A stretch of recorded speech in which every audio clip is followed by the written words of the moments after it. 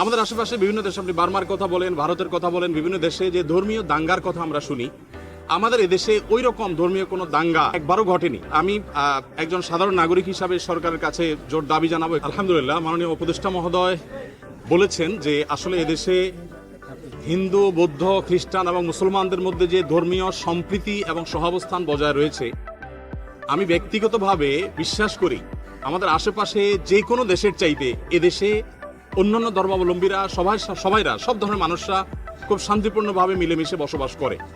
আমাদের আশেপাশে বিভিন্ন দেশে, আপনি বার্মার কথা বলেন, ভারতের কথা বলেন, বিভিন্ন দেশে যে ধর্মীয় দাঙ্গার কথা আমরা শুনি, আমাদের এদেশে ওই রকম ধর্মীয় কোনো দাঙ্গা, যেখানে শত শত মানুষ ধর্মীয় দাঙ্গা নিহত হয়েছে, এরকম ঘটনা একবারও ঘটেনি।